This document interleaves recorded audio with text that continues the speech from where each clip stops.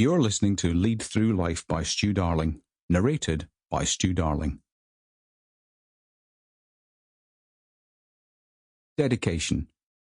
This book is dedicated to the three most important people in my life. To Liz. Are you bored yet? You're the true hero of this story. While I may have been the one in harm's way, in uniform and in business, you have always been the rock. You've backed me often, eyes rolled, not sure of the outcome. You stood with me in the dark days of Link, when the loss of our house was a real threat.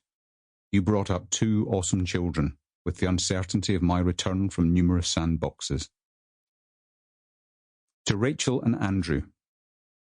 You were both unwittingly born into this adventure, and I am so proud to see you now setting off on adventures of your own.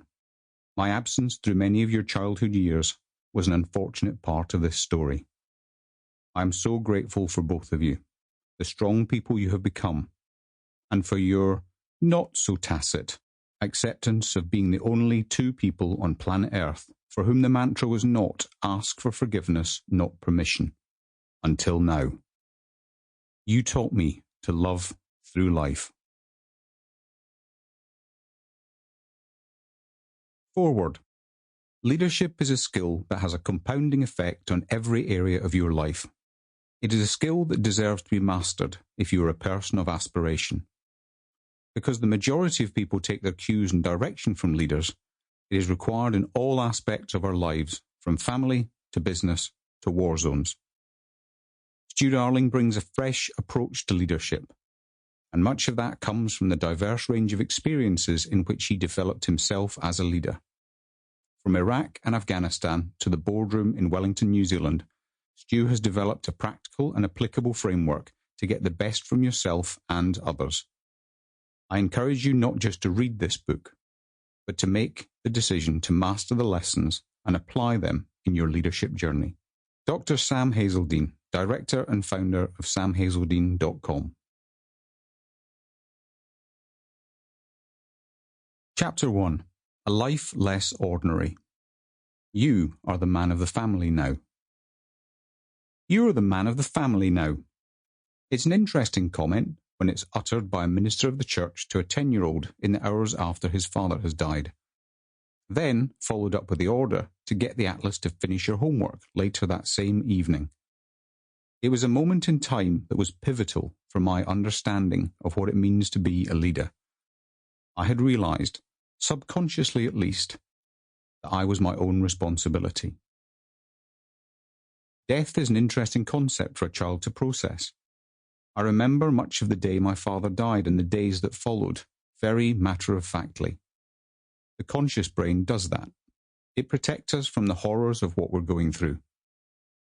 The subconscious brain misses nothing, and while it may be hidden in the deep, dark recesses, the things stowed away will work their way out in time as a value or as a challenge to be met or feared.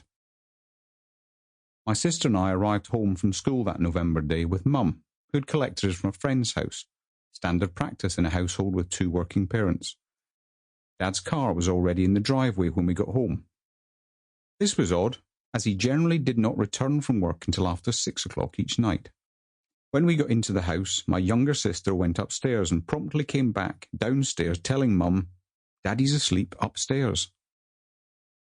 The fact that Dad was dead was never said. Mum came flying down the stairs, not screaming, but just under her breath saying, "Oh God, oh God, oh God," and was straight on the phone to the doctors. She told my sister and I to sit on the sofa and look after one another. My sister and I hugged and cried. I remember the fear from that day very clearly. Not understanding what's going on, with people telling you it's going to be okay, but the overriding feeling at the time was that it was not going to be okay at all. It was fairly clear that something had happened, and somehow I knew he wasn't alive anymore. It could very well be that the moment I was told was one of those things my brain has chosen to wipe out to protect me. By the time the doctor arrived at the house, my sister and I were being shuffled across the road, so we weren't in the house when the hearse arrived.